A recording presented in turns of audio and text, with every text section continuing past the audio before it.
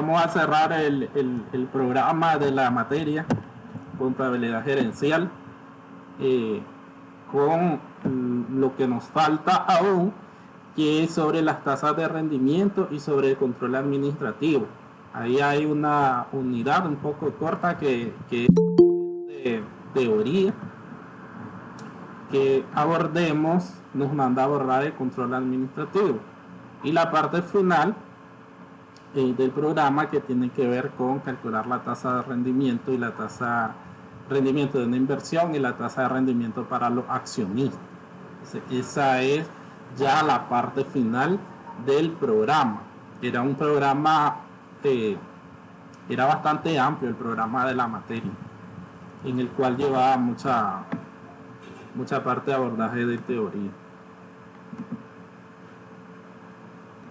Pero como me preguntaba Ramón, ya digamos que en sí las semanas en las que conforman un cuatrimestre queda raro ya la parte final, y sobre todo para las clases de la última hora, porque son solo 2 encuentros antes del tercer parcial. Entonces es muy poco tiempo el que queda, pues, según la estructuración que está ahí. Entonces aquí vamos a ¿qué nos queda? Acumularlo solo en 2 encuentros, porque son los únicos que están. Y con eso ya hacer el examen, el último examen. Entonces aquí, como me preguntaba Ramón, ya todo va a valer mucho, porque si solo tenemos 2 sábados para acumular, entonces solo 2 tareas. Primero tenemos la tasa de rendimiento sobre la inversión, y entonces aquí lo que vamos a calcular es el rendimiento sobre una inversión. O sea, vos vas a invertir en algo, como es acá, puede ser en una compra, quieres comprar una maquinaria, un activo fijo, algo que te va a generar producción. Entonces vos tenés que saber, ¿esta inversión es factible o no es factible? ¿Me va a traer algún rendimiento, alguna ganancia? O sea, ¿cuánto va a ser? ¿Cómo voy a medir ese rendimiento que yo tenga al hacer una inversión? De eso se trata la tasa de rendimiento sobre la inversión. Y como vemos acá, ahí tiene una sigla, por lo general así ustedes la van a encontrar en libro, que es el ROI. El ROI es el rendimiento sobre la inversión, pero como está en inglés, entonces esos son iniciales en inglés. Es un indicador en el cual se mide la ganancia de una inversión en relación al costo. O sea, a mí me va a costar tanto esta adquisición y qué beneficio me va a traer, y con eso yo saco cuál es ese rendimiento que voy a tener sobre esa inversión. Y por lo tanto, como dice acá, determinar qué tan rentable es una compra o un gasto. La fórmula del rendimiento sobre la inversión, o ROI, es muy sencilla, como dice acá. Solo necesitas dividir el beneficio total menos la inversión entre el total de la inversión, para obtener un porcentaje, el cual lo multiplicamos por 100 porque es una tasa. Una inversión, una buena inversión va a ser aquella que nos dé un ROI, un rendimiento sobre la inversión entre el 5 y el 12, y un ROI menor a 5 va a ser malo, y mayor a 12 va a ser excelente. O sea, de acuerdo al resultado de la tasa, nosotros podemos ver que si esa inversión va a ser mala, va a ser buena o va a ser excelente. Entonces la fórmula es beneficio neto entre la inversión por 100, pero el beneficio neto va a ser el beneficio total menos la inversión. Podemos ver de 2 formas la fórmula, como vemos. La primera es el beneficio total menos la inversión entre la inversión por 100, pero si nosotros la reducimos, esa fórmula es beneficio neto entre la inversión por 100. ¿Cómo se aplica el rendimiento de una inversión? Entonces aquí tenemos un ejemplo para calcular el ROI de un préstamo para el negocio. Dice que supongamos que Miguel tiene un negocio de comidas y piensa comprar un nuevo horno industrial que cuesta 2 millones. Según sus cálculos, con él podría hacer 500 panes medianos más diariamente. O sea, al adquirir este horno, a él le va a generar tener 500 panes agregados o nuevos si él compra este horno. Si Miguel vende cada pan por 20 córdobas, estaría recibiendo una ganancia de 10.000 al día, que serían unos 500 panes por los 20 córdobas. Entonces, adicional, si vos invertís en ese horno, vas a hacer 500 panes extra al adquirirlo y lo vas a vender a 20 córdobas. Entonces al día tenés un ingreso de 500 por 20, son 10.000. Mensualmente el beneficio van a ser 300.000, porque ahí tenemos, si te va a generar 10.000 córdobas al día, al mes multiplicado por los 30 días, son 300.000. Anualmente va a recibir 3.600.000, que sería los 300.000 que tenemos en un mes. Un año tiene 12, entonces multiplicamos los 300.000 por 12 y vemos que en un año le va a generar 3.600.000, es decir, sería el beneficio anual de la inversión hecha al comprar el horno que aún no tiene. Vos estás viendo qué beneficio te va a generar la adquisición de ese horno. Estos 3.600.000 no incluyen las ganancias actuales. O sea, nosotros solo estamos viendo cuál es la ganancia que vas a tener si vos compras ese horno. O sea, es la ganancia extra o la ganancia que te va a generar esa inversión. Tras los 2 años que toma pagar el préstamo, las ganancias son de 7.200.000. O sea, porque aquí dice que vas a adquirir un préstamo a 2 años. Entonces, en los 2 años que vas a mantener el préstamo, entonces te va a generar a vos los ingresos de 7.200.000. Son los 3.600.000 que te generen un año multiplicado por 2. Entonces eso nos da los 7.200.000. Si Miguel quisiera solicitar un préstamo en este caso los 2 millones, ahí están 200.000, son 2 millones para comprar el horno que necesita, entonces en ese caso vamos a ver que los 2 millones van a ser a un plazo de 24 meses y con una tasa de interés del 1.5% en interés. Entonces me generan 720.000 el interés del 1.5%. Entonces el costo de la inversión del préstamo son los 2 millones más los 720.000, son 2.720.000. Esa es la inversión que yo tengo que hacer, porque en este caso voy a concurrir a un préstamo, el préstamo para comprar el horno, y eso a mí me va a generar un interés. Entonces ahí vemos que el interés son 720.000, se lo añadimos al préstamo de los 2 millones y son 2.720.000. Entonces ahí ya tenemos los datos para calcular la fórmula del ROI que nos decía beneficio total menos la inversión sobre la inversión por 100. Entonces tenemos que el beneficio total que me va a dar a mí el adquirir el horno van a ser 7.200.000 menos los 2.720.000 de la inversión entre los 2.720.000 por 100. Ahí como resultado me da al final 1.65 por 100, son 165%. Ese es el rendimiento, la tasa de rendimiento que me genera a mí esa inversión del horno. Obviamente, ¿por qué nos da mucho? Porque la proyección es que te genera un montón de productos nuevos, la adquisición de ese horno, porque nos decía que va a ser 500 panes diarios, eso según la proyección que tiene.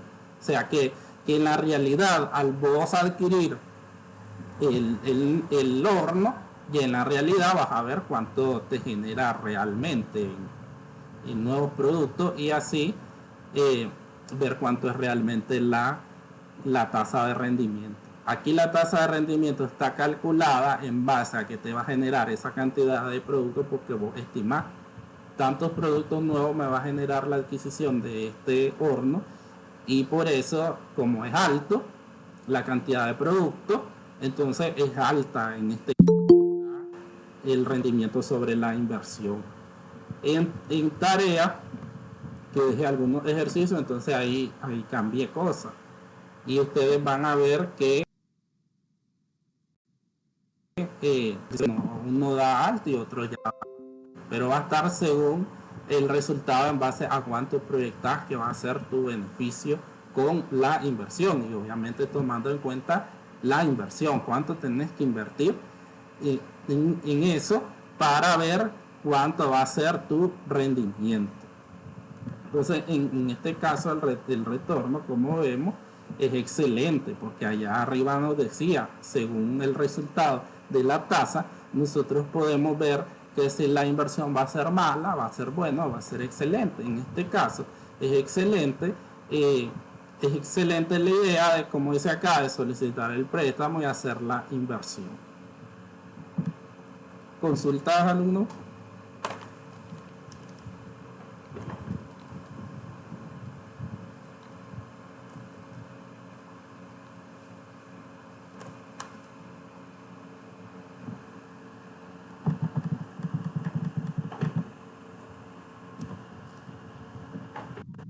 ¿Qué tal? ¿Qué tal, profe? ¿Todo bien? Todo bien. Para lo último que escuché es clarísimo, porque acabo de ingresar.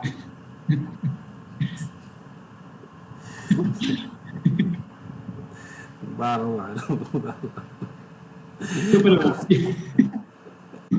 Pero si es con la fórmula del ROI, es bastante clara. Sí, eso no. Ya, porque realmente ese tipo de fórmula yo la ocupo para las métricas en marketing digital, Ah, ya.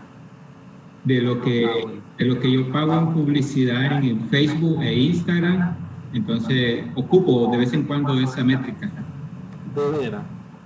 Sí, porque es uno de los indicadores para saber el retorno de la inversión de lo que uno está pagando en la publicidad en Facebook e Instagram y cuánto percibe de acuerdo a las ventas. Ajá, de acuerdo así al beneficio, al ingreso. Sí, Al ingreso que tenés, para ver cuál es la rentabilidad de eso. Okay. correcto. Nunca he hecho eso yo mismo. Yo mismo. Es bastante fácil. Ups. Y usted que tiene el negocio, profe, debería de... Dios santo, Dios santo. Por estar viendo Facebook, por estar viendo YouTube. Solo le cambia el tema de búsqueda en YouTube y ya pone otras cosas. Y tenemos entonces, alumnos, la tasa de rendimiento para los accionistas, y entonces es medir cuánto que rentable es una inversión en acción. Entonces ahí ya sabemos que una persona o una empresa puede comprar acciones, y que las acciones obviamente van subiendo de acuerdo a cómo va generando utilidades una compañía. Y también vemos que las acciones tienen un valor contable de mercado. Por lo general hay un costo que ya está fijado en la constitución social de una compañía, cuánto vale una acción, cuál es el precio de una acción.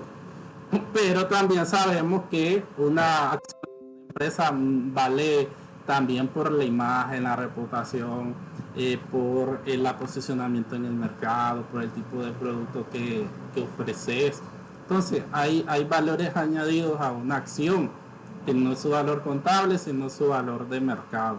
Puede ser muchísimo alto, o mucha diferencia puede existir entre el valor de mercado de una acción de una empresa y el valor real contable que está fijado en una escritura de constitución social. Entonces aquí vemos que existe una tasa de rendimiento para el accionista en medida del desempeño financiero. Obviamente aquí está expresada como porcentaje porque es una tasa, y los factores están en ganancias de capital y dividendos de acciones, ya cómo pagan los dividendos.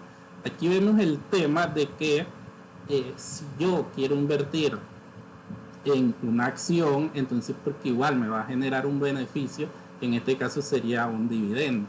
Sabemos que las empresas van a pagar dividendos en relación a la utilidad que tengan.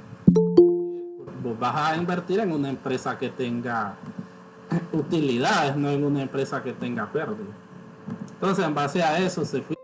Y en las sociedades anónimas, que diremos que es la mejor forma de asociarse o de que vos seas parte de una empresa en una sociedad anónima, porque en las sociedades anónimas se comparten los beneficios y las pérdidas de acuerdo a tu proporción en acciones. Siento que es lo más equitativo y lo más justo. Por eso es la mejor forma de invertir ser en una sociedad anónima, porque de acuerdo a tu participación en la sociedad, que tu participación en la sociedad está determinada por el número de acciones que tenés, en base a eso va a ser compartir las utilidades o pérdidas. Ya sabemos que en este caso los dividendos se generan por las utilidades. Entonces la empresa tuvo una utilidad y en base a eso se determina cuánto le corresponde a cada socio en base a las acciones que tenga en esa compañía. Es lo más justo una sociedad anónima. Entonces aquí vemos que la fórmula para calcular la tasa de rendimiento del accionista es el precio actual de las acciones menos el precio de compra más los dividendos entre el precio de compra.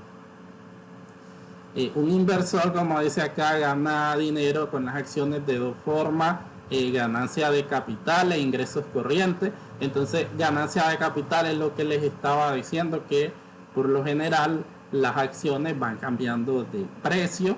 Entonces, porque obviamente se supone que invertiste o que en una empresa que va creciendo. Entonces, el crecimiento de la empresa obviamente hace que aumenten sus utilidades y que también aumente el precio de sus acciones.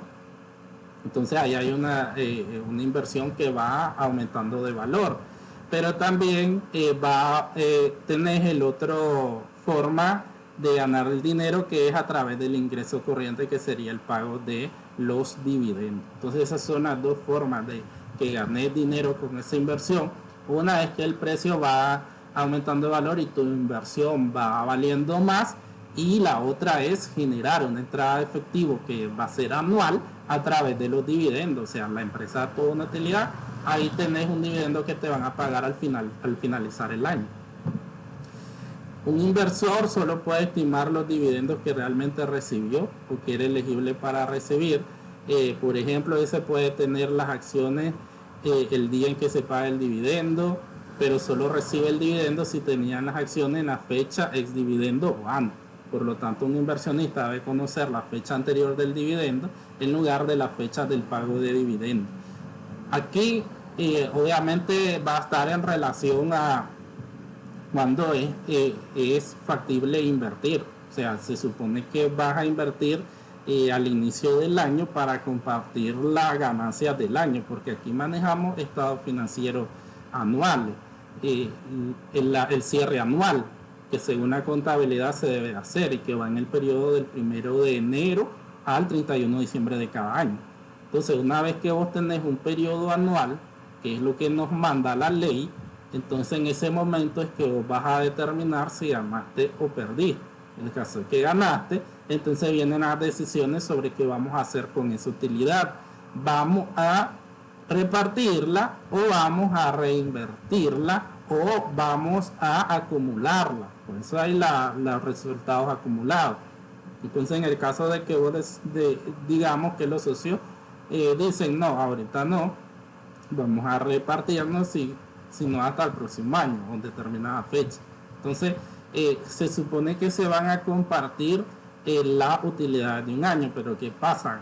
Porque que si esa persona no compró acciones en julio, o sea, solo estuvo 6 meses, qué sé yo, entonces vamos a determinar que cómo va a recibir, qué proporción va a recibir de dividendos. Aquí nos dice que los dividendos son distribuciones por acción de las ganancias de una empresa a cierta clase de accionistas.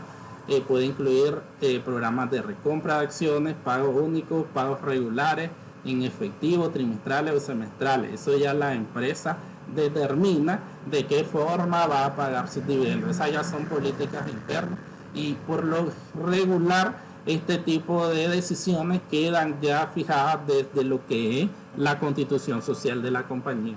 Si ustedes han visto una constitución, es extensa, tiene muchas páginas, porque ahí se dejan muchas bases sobre las cuales después se van a tratar, sobre todo temas de organización de la compañía, cómo va a funcionar la compañía, atribuciones de junta directiva, toda esa parte, y sobre todo la parte de las acciones, cómo está dividida, cuántas acciones tiene la compañía, cuál es el valor de cada acción y cómo están estructuradas de acuerdo a los accionistas. Tenemos 10 accionistas con tal número de acciones cada uno, se detalla cuánta acción tiene cada accionista y en base a eso obviamente se elige la junta directiva, quién va a ser el presidente, el vocal, secretario. Todo eso queda regulado ahí y sobre todo estos temas de dividendos, cómo se van a pagar los dividendos, cuándo se van a pagar los dividendos.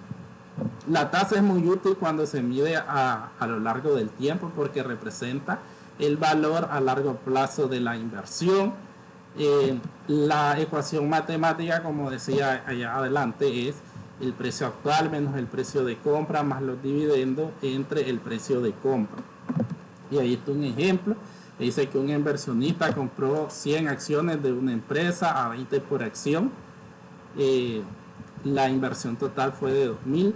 Las acciones que aún poseen ahora se cotizan a $24 desde que el inversionista compró las acciones hace 2 años y la compañía ha pagado un total de $4.50 en dividendos por cada acción. Entonces aquí calculamos la tasa.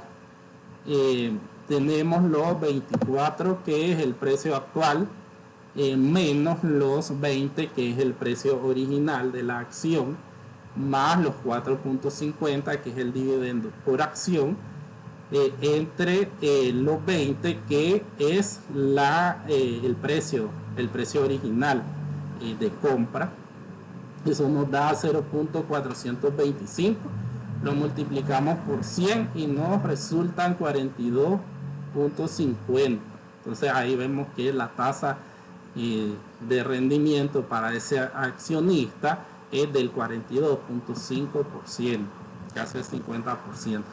Igual ahí está otra vez la fórmula calculada y más detallada, los 24 menos los 20 más los 4.5 entre 20.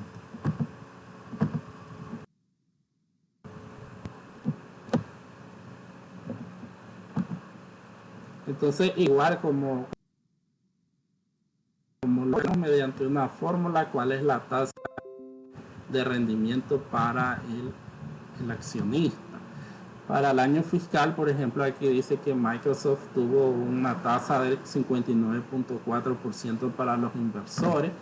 De esto el 57.6% provino de un aumento en el precio de la acción, mientras que el 1.8% se devolvió por dividendo. O sea, las dos partes que decimos que te puede generar de utilidades la inversión en una acción que tiene que ver con el precio que va cambiando, que por lo general las empresas van creciendo y entonces va aumentando el precio de sus acciones, porque el precio de las acciones vemos que es un intangible, el valor que le damos a una acción, porque tiene que ver mucho con lo que estaba diciendo, con la posición de mercado, con el tipo de producto que vendas, por tu imagen, por tu reputación.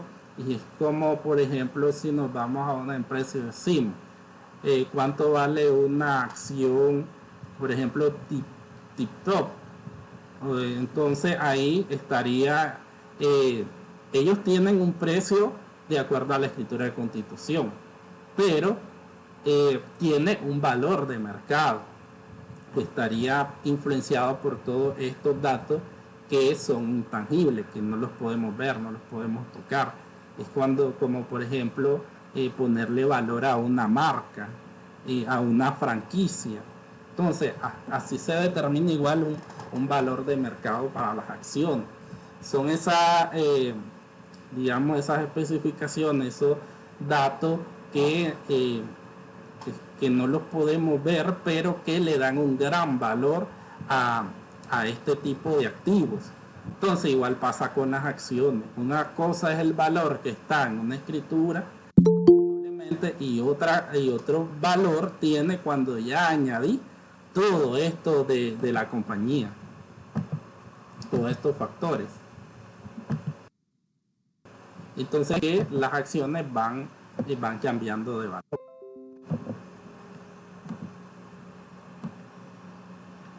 Ventajas y desventajas, nos dice acá acerca de la tasa.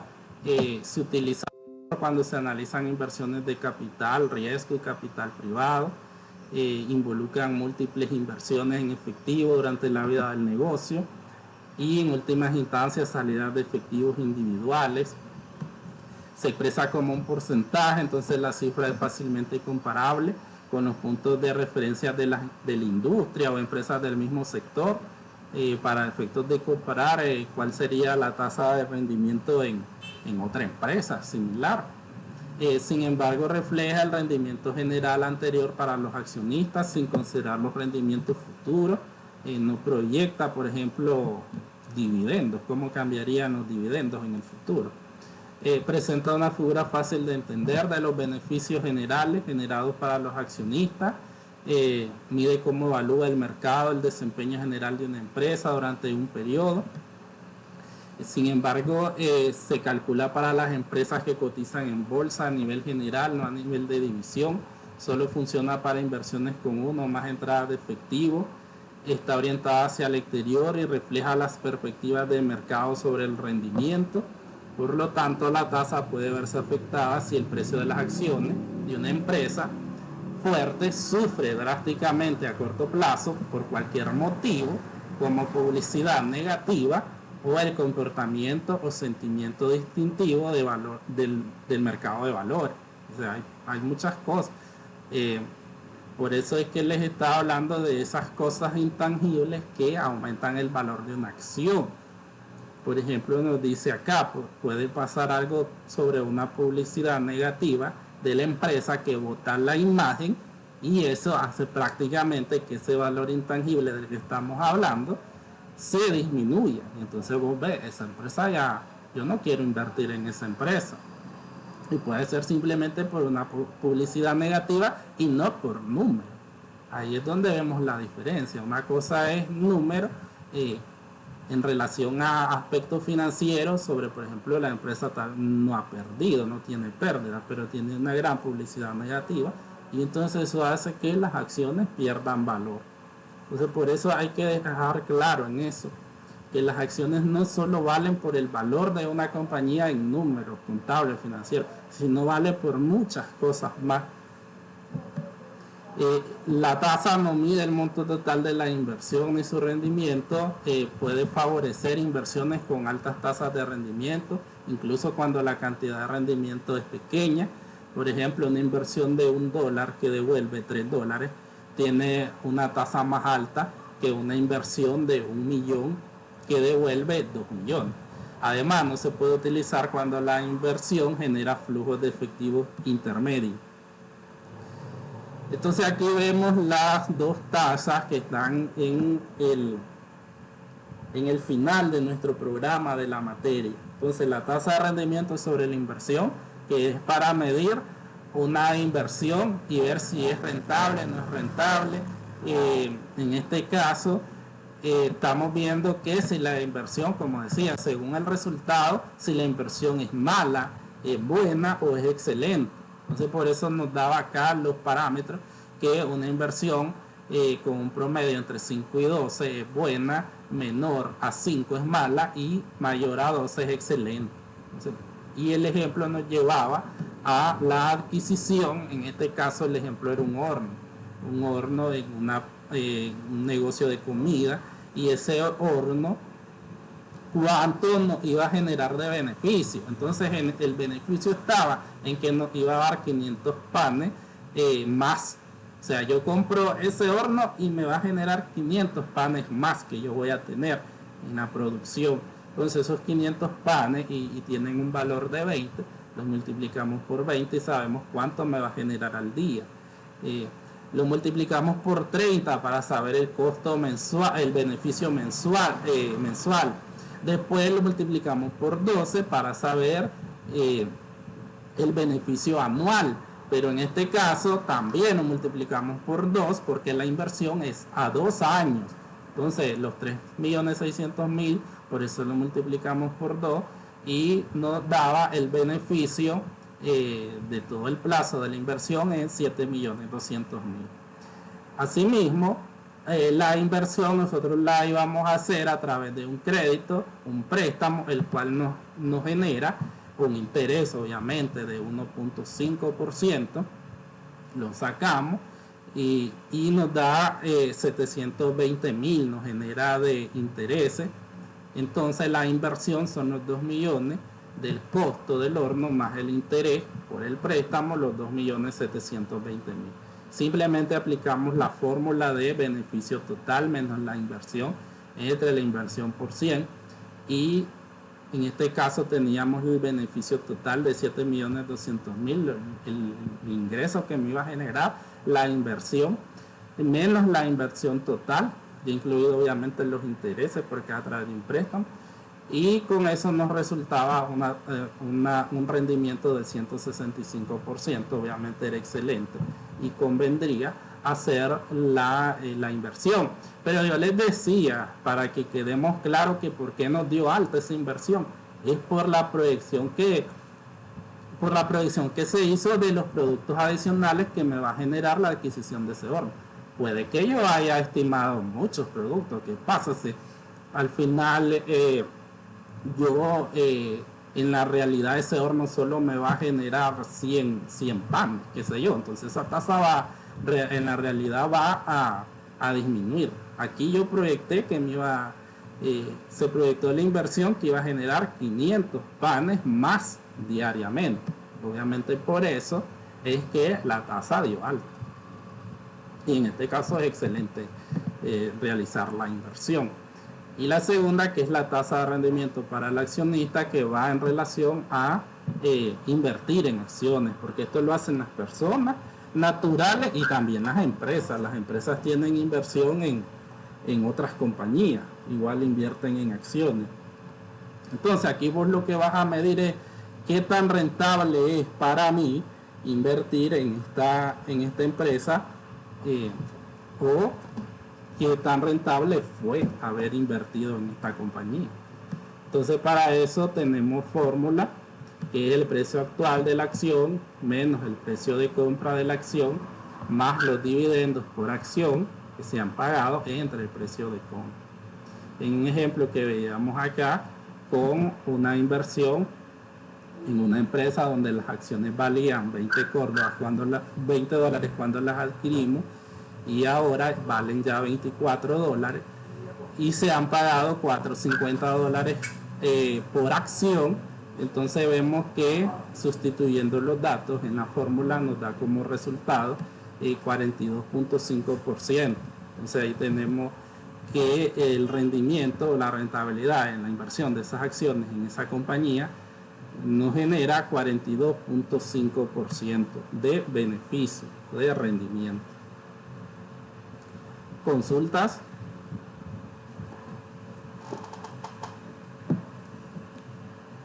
En el transcurso de la semana.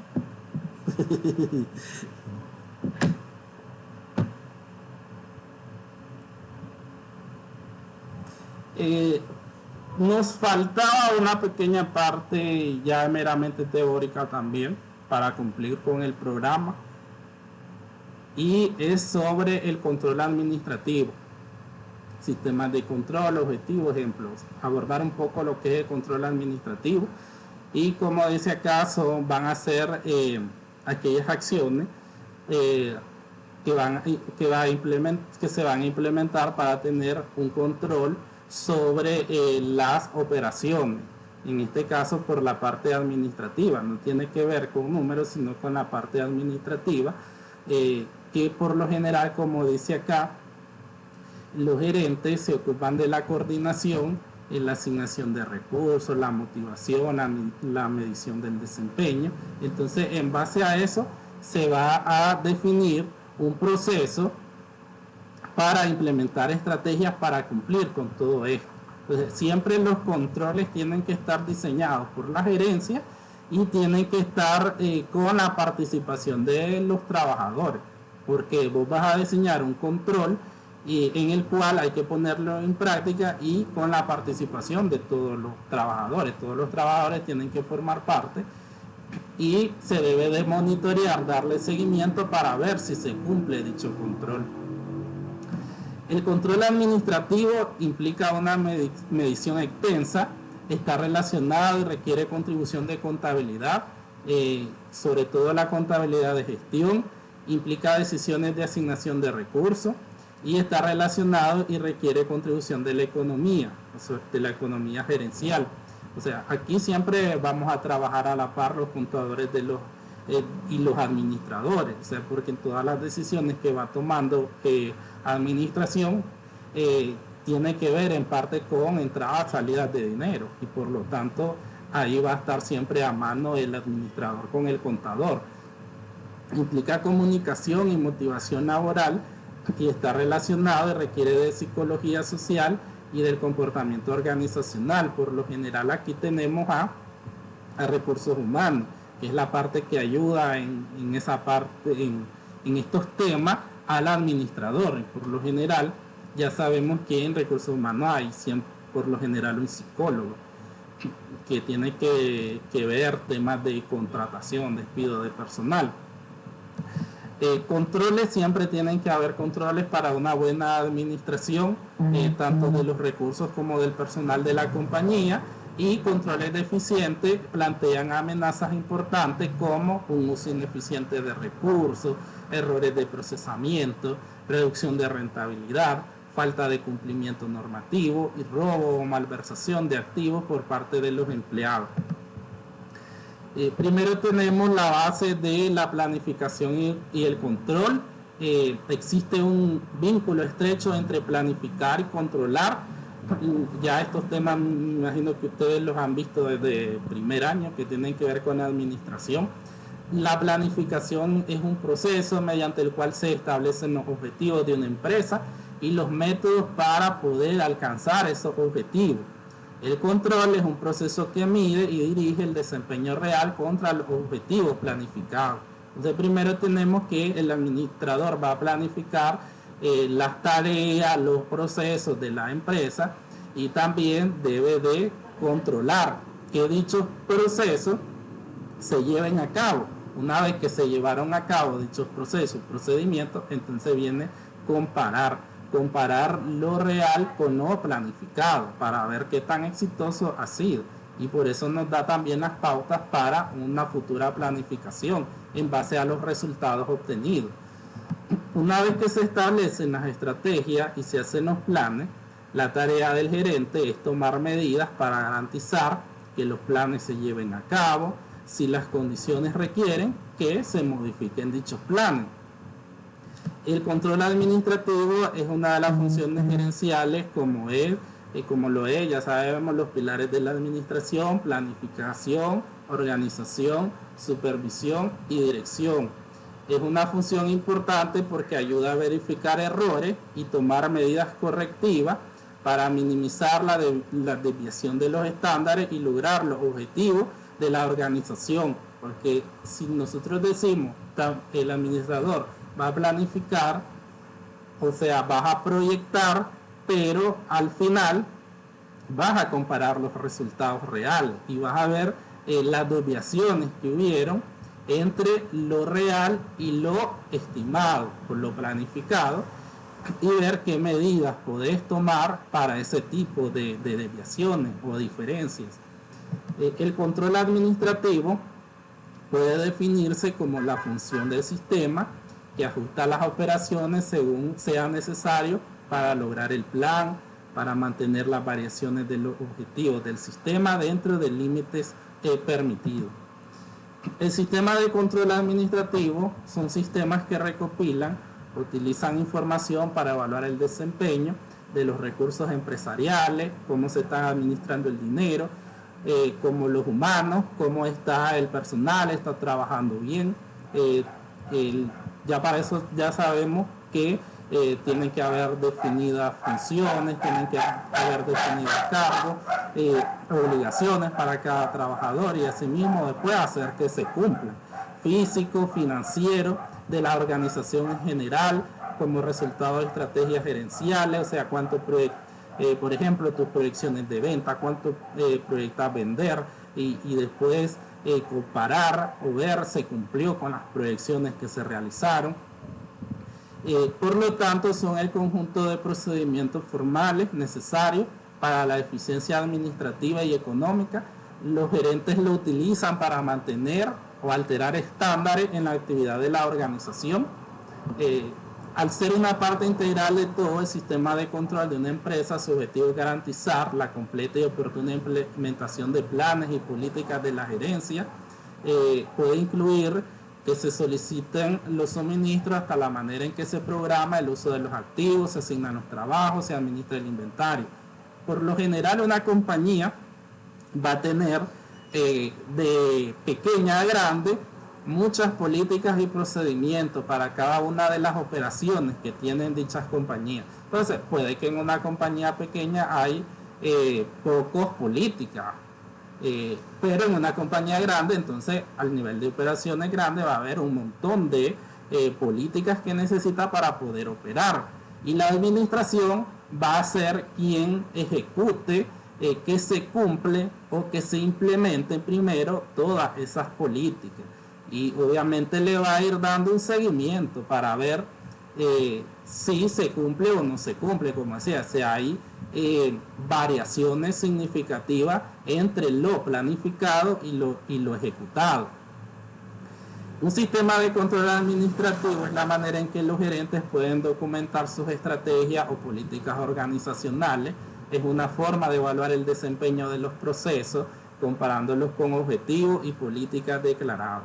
Igual como cuando los contadores hacemos estimaciones sobre costos y después vemos lo que realmente gastamos y nosotros comparamos, vemos variaciones entre lo real y lo presupuestado en una producción, igualmente lo hace la administración con la planificación de sus procedimientos, de sus operaciones. Entonces vos vas a planificar que por ejemplo, vas a hacer inversiones, vas a hacer proyecciones de ventas, de gastos, vas a hacer proyecciones de contratación de personal.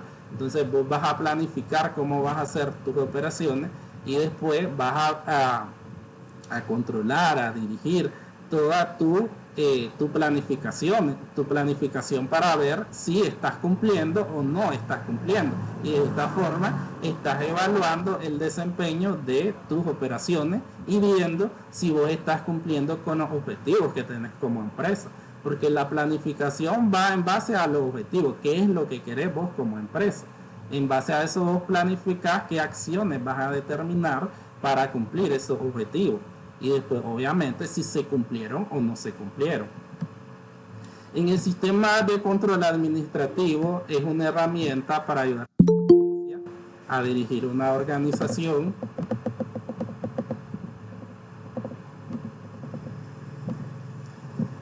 hacia sus objetivos estratégicos, su ventaja competitiva. Generalmente se entiende que hay tres componentes que son los establecimientos de estándares, que son las proyecciones, en donde va la planificación, la medición del desempeño real contra estos estándares, después en base a cómo se trabajó y vos vas a comparar con lo planificado, tomar medidas correctivas ante las desviaciones de normas y planes. Entonces esta estrategia, este proceso no se pudo realizar, o sea, ¿por qué no se pudo realizar?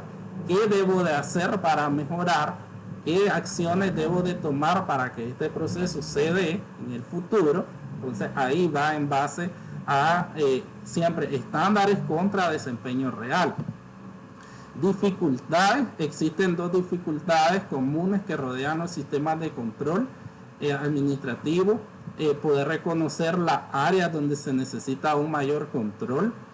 Para esto debe hacer un estudio de todas las áreas que componen la compañía, en este caso el administrador, y ver, reconocer cuáles áreas necesitan un mayor control. Poder reconocer cuando los controles existentes son ineficientes o defectuosos. Por eso estamos hablando del control. O sea, vos lo que necesitas es ver qué áreas necesitan mayor control y cuando los controles existentes no funcionan para esta compañía. Los objetivos del control administrativo se refieren a la confiabilidad de la información financiera, a la retroalimentación oportuna sobre el logro de objetivos operativos y al cumplimiento de leyes y regulaciones. Si una empresa tiene políticas y tiene procedimientos diseñados por la administración, entonces cuando todo el personal que trabaja en esa compañía cumple con todas esas políticas y todos esos procedimientos, entonces a vos te va a generar que esa información financiera refleje fielmente cómo está contablemente la compañía. O sea, cada cifra que está ahí en ese estado financiero es objetiva y se realizó de acuerdo a que todo el mundo cumplió con sus obligaciones, con sus funciones, respetó las políticas que había en las operaciones que él realiza. Entonces eso te lleva a que si existe un buen control administrativo, va a haber confiabilidad en la información financiera. Los estados financieros que resulten de esa compañía van a mostrar fielmente la imagen de esa compañía. No va a haber errores o errores pequeños que no tengan importancia relativa dentro de esa información financiera. Retroalimentación sobre el logro de objetivos operativos. Entonces ahí vemos, vos planificás en base a objetivos y después ves si esos objetivos se cumplen. Y siempre toda empresa tiene leyes y reglamentos o regulaciones de acuerdo a lo que se dedique.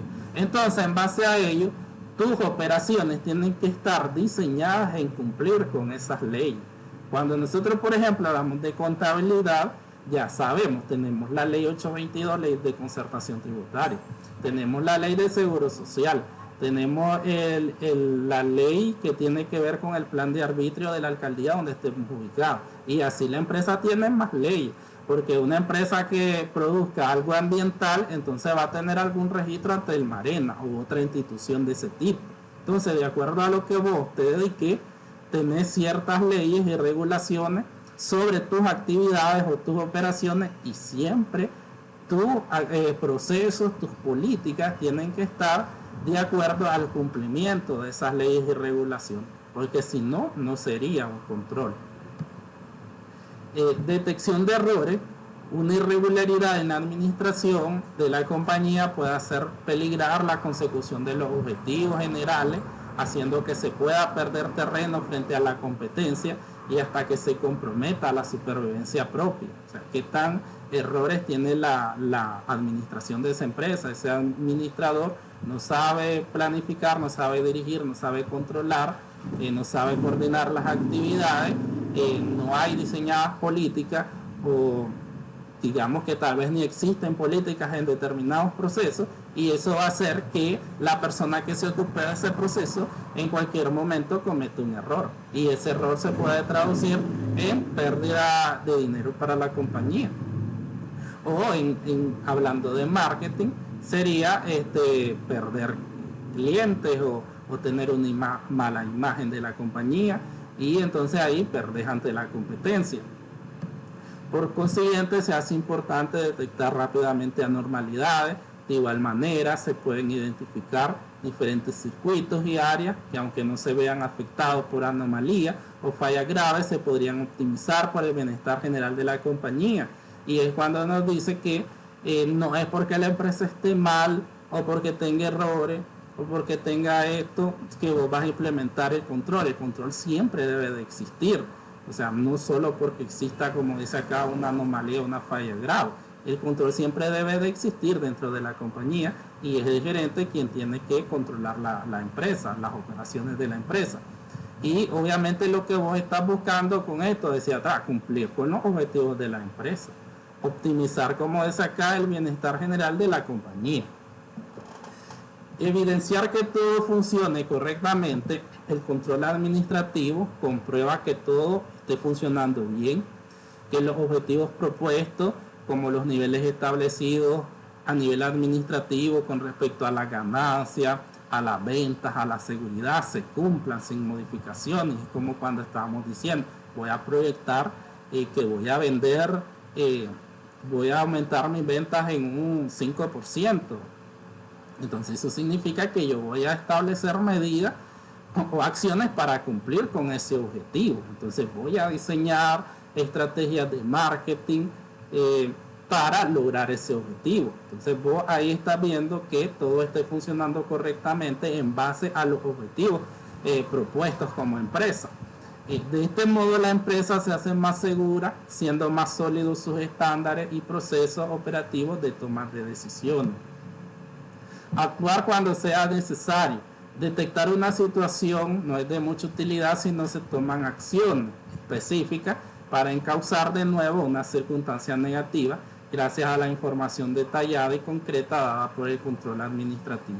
Entonces siempre que vos veas una debilidad dentro de un proceso, entonces hay que tomar las acciones correctivas. Alguien no está trabajando bien, o una operación que requería, por ejemplo, autorización por ejemplo, transferencia bancaria, un aprobado, un autorizado, y no se está dando. Entonces tenés que ver por qué ese equipo no está trabajando correctamente.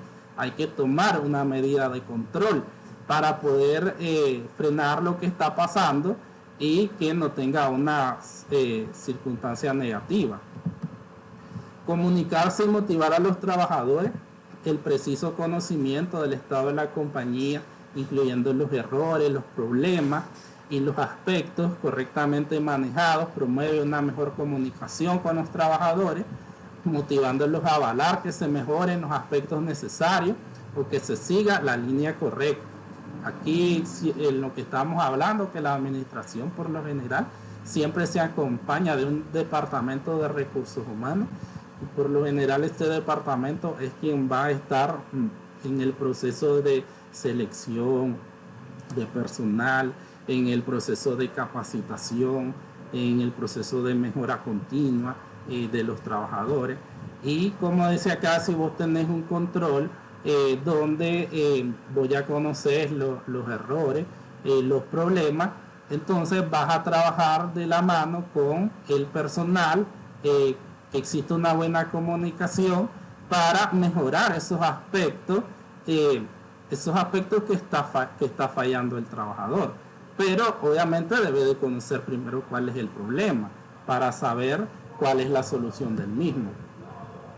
Implementar medidas preventivas, el diagnóstico prematuro de problemas concretos que son detectados por el control administrativo, hacen que sean innecesarias acciones correctivas al ser reemplazadas por acciones únicamente preventivas.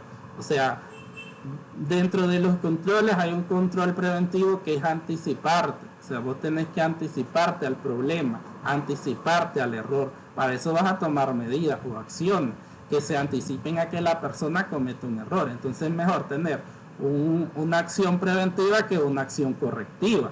O sea, y si vos tenés acciones preventivas dentro de una operación, por ejemplo, lo que estaba hablando de transferencias bancarias, y vos tenés una política que el contador va a realizar la transferencia, que el administrador le va a dar el aprobado y que va a ser revisado por varias personas. Entonces vos tenés un control preventivo, te estás anticipando por medio de acciones que esa acción no en ningún momento, por ejemplo, va a pasar por un error.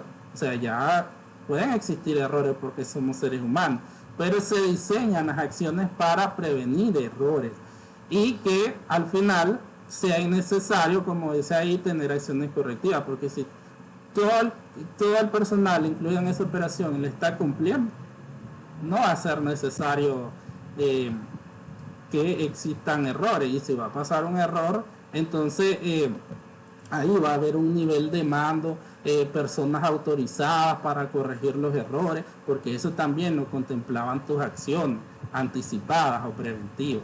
Entonces sí, es mejor en este caso tener siempre para tus operaciones controles preventivos.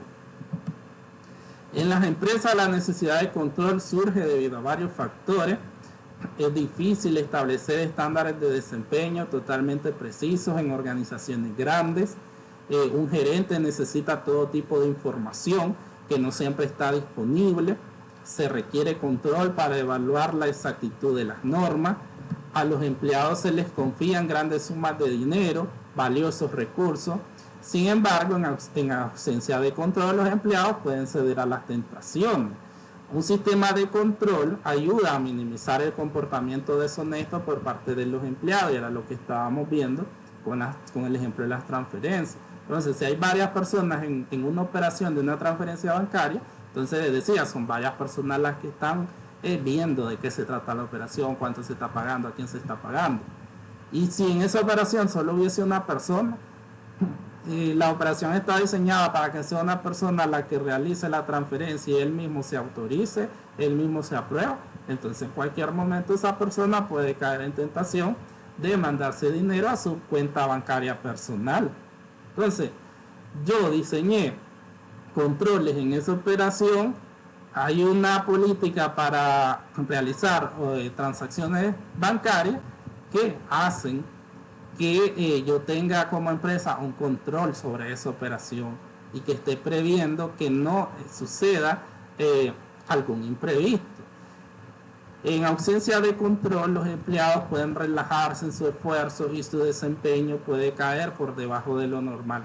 Y todo empieza desde cuando les hablaba, tienen que haber en una empresa manuales de funciones, cargo, perfiles de cargo, y cada persona debe de cumplir con las políticas que están dentro de su labor. Entonces, si no existen políticas, no existe un control, entonces la persona hace lo que quiere. A través del control se asegura obtener y utilizar efectivamente los recursos de una organización para lograr los objetivos deseados. Tiene beneficio el control administrativo como verificación de política, permite a la gerencia verificar la calidad de los planes, puede revelar cuáles planes deben ser rediseñados o cuáles objetivos deben modificarse. Los cambios en el entorno pueden hacer que los planes originales no sean viables o sean deficientes. El control ayuda a revisar y actualizar los planes. En lo que es la responsabilidad gerencial, aun cuando un gerente asigne algunas actividades de ley y autoridad a los subordinados, él sigue siendo responsable del desempeño final. Entonces debe verificar el desempeño de los subordinados para asegurarse que estén utilizando la autoridad delegada. Permite a los gerentes cumplir con sus responsabilidades y al mismo tiempo delegar autoridad. Es motivador, inspira a los empleados a trabajar duro, ofrecer un mejor rendimiento, cuando saben que su desempeño está siendo valorado y sus recompensas están vinculadas a la evaluación. Entonces intentarán contribuir mejorando sus esfuerzos, trabajando mejor. La eficiencia, el control contribuye a la eficiencia de las operaciones, centrarse en el logro de los objetivos, permite al gerente detectar, corregir errores antes de que se vuelvan serios, por eso veíamos el control preventivo, ayudando a minimizar desperdicios y pérdidas. Y ejemplos de, tenemos control de requerimientos, por ejemplo, documentar los planes como requerimientos, gestionar el cambio de planes, controles financieros. Por ejemplo, un control financiero es desarrollar, monitorear y contabilizar un presupuesto. Un control de rendimiento, ejemplo del proceso de acordar un conjunto de objetivos con los empleados y evaluar el desempeño de esos trabajadores con esos objetivos. Supervisión, ejemplo, seguimiento del desempeño de los empleados para mejorar la productividad, la eficiencia y la calidad del trabajo.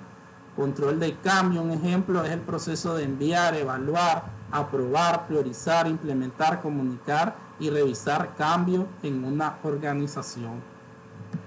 Entonces vemos que el control administrativo tiene una gran importancia en una compañía y va en busca de cumplir los objetivos organizacionales de una empresa, y como objetivos organizacionales de una empresa tenemos la confiabilidad en la información financiera, el cumplimiento de objetivos estratégicos y el cumplimiento de leyes y reglamentaciones. Entonces, en base a eso va diseñado un control administrativo para una compañía. ¿Consultas?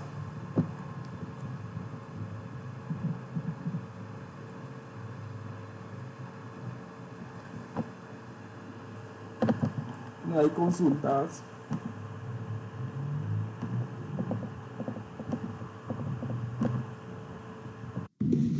Profe, pues yo lo único que quería saber, pues, de los dos temas, ¿cuál es el que entra al examen? Va a entrar de todo un poco.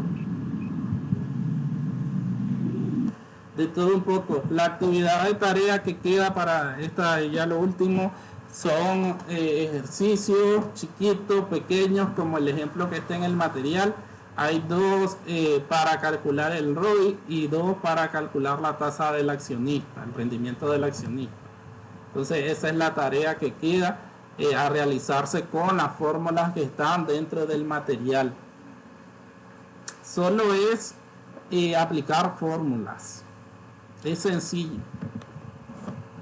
El examen va a ser virtual y en el examen va de todo, porque recuerden que ya es poco lo que tenemos. Yo creo que el método gráfico no va, solo el método punto alto. Alabado sea Jesucristo. Punto mínimo, el método mínimo cuadrado, un ROI y una tasa de accionista. Así que Bendito. ¿qué van a hacer aquí? Bendito sea Dios, profe. Una consulta, profe. El horario del examen, bueno, va a ser virtual.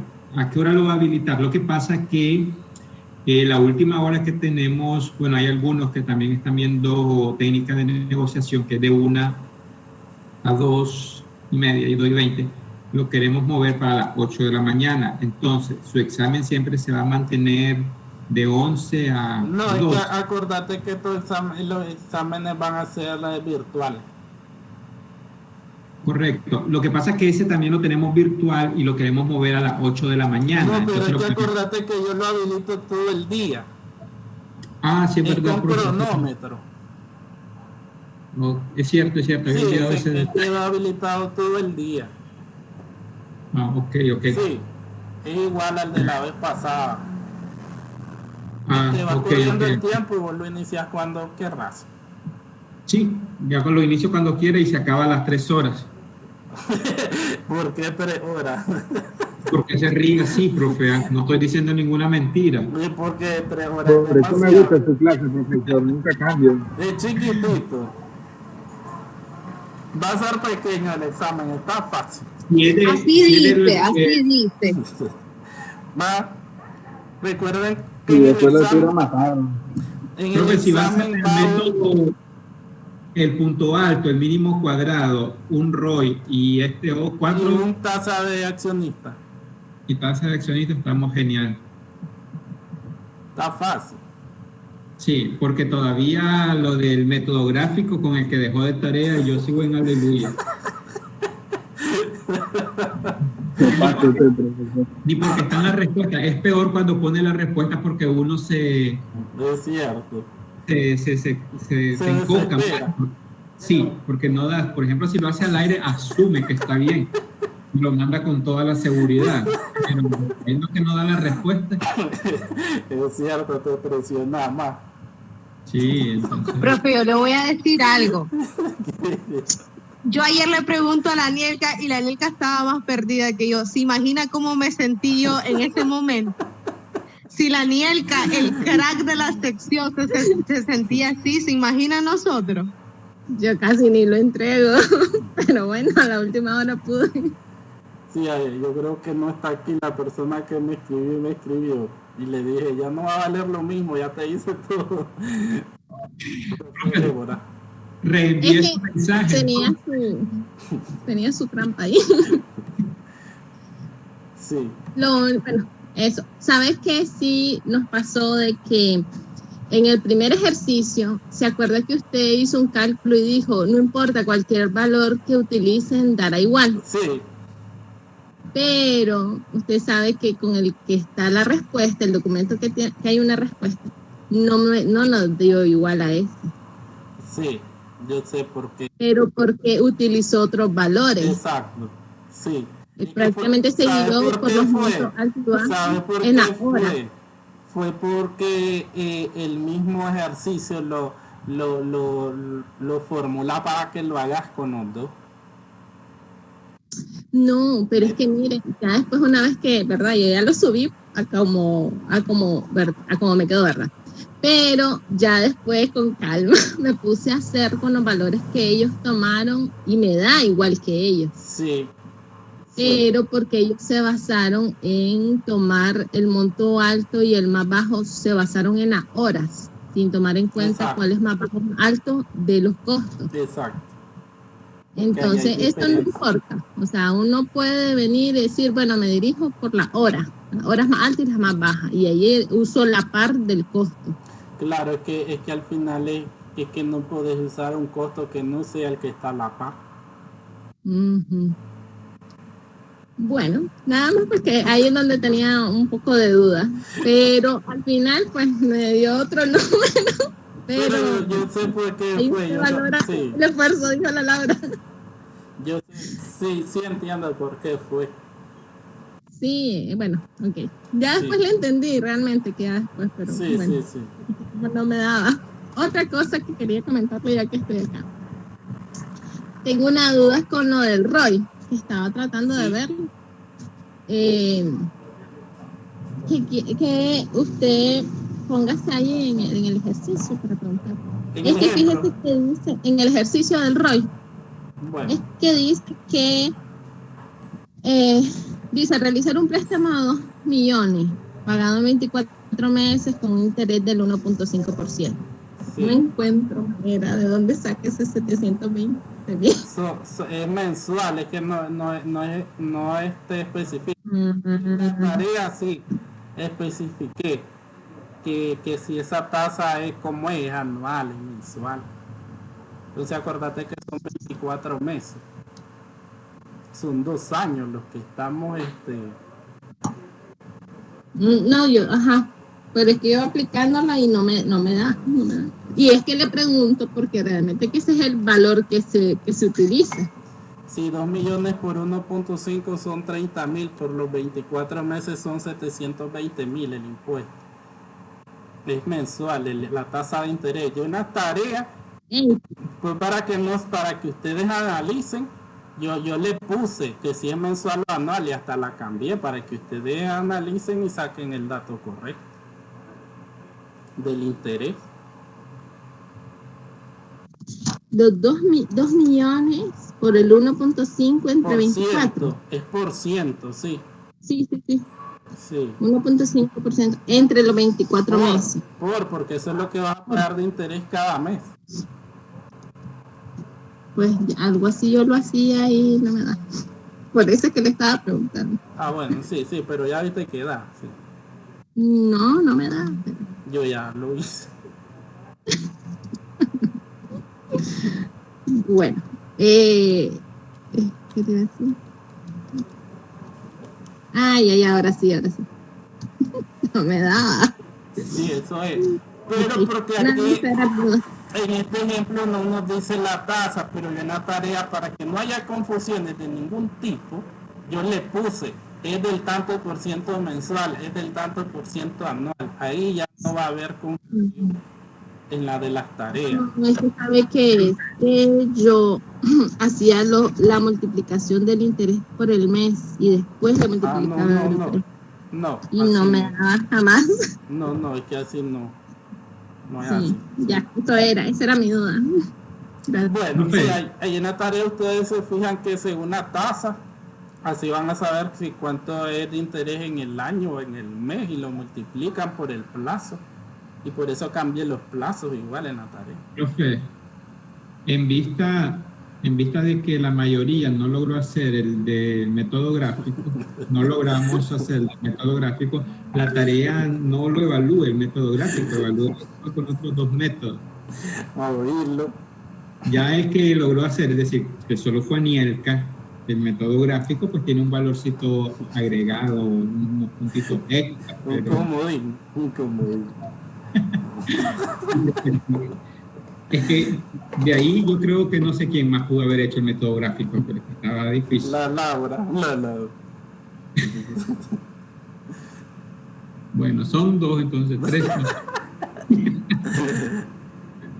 No, profe, la verdad que yo estaba perdida. En todo lo que yo llevo el cuatrimestre, este fue un tema que a mí sí realmente me costó. Yo lo subí tarde. Y se imagina que yo siempre le pregunto a la Anielka de que cuánto le da, de que pues que me aclare cualquier duda y cosas así. ¿Qué va a ser, profe? Me sentí tan mal. Pero al final lo subí, pero no. Que estoy conforme, pues no. Es que llevaba, es que como el tema decía análisis, el tema ese se llama análisis de comportamiento de los costos, entonces digamos que lleva cierto, yo le decía a la alumna, lleva análisis. Como yo le decía, ahí está, y ella me decía, no lo veo. Sí, la respuesta. Ahora ya sé que no tengo que preguntarle porque me baja punto. Pero hay cosas que estaban sencillas como los ejes de las coordenadas y el punto donde se interceptan, entonces ahí mismo te daba la respuesta, que obviamente vos hasta después podías hacer una fórmula para confirmarla, pero vos ya sabías la respuesta. Profe, pero la hora límite para subirlo tenemos hasta hoy a las 11, ¿no? Ni me acuerdo. Pero que sí, porque tal vez en la tarde sucedió un milagro y le entiendo al gráfico, cosa que lo dudo. Pero no está hasta las 11. Creo que era ayer, Luis Alberto. Alabado Cristo. Voy a subirlo así como está entonces, profe, porque ya terminé los dos, es el cuadrado y el alto bajo. Pues lo voy a subir así, ¿no? Así con esos dos, profe. Por lo menos 19 puntos tengo. 19, qué bajo. Entonces, alumnos, hasta ahí quedamos. Nos vemos, ya no nos vemos. ¿Quién dice? Sí, es verdad, porque el examen es virtual. Sí. Bueno, sería que esperemos una actividad en su tienda y hacemos una reunión.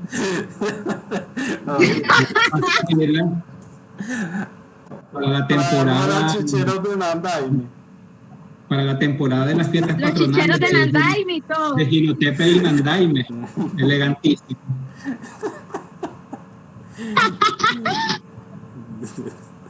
La Laura estaba de fiesta, una parada camalo y hay baile. Bueno, fue un placer, mucho gusto. Nos vemos, fue un placer. Gracias, profe. Gracias, profesor. Buenas tardes. Saludos. Dice Dante que se van a rifar 2 camisas. Qué lindo él. Mejor me retiro. Adiós, bye. Buenas tardes.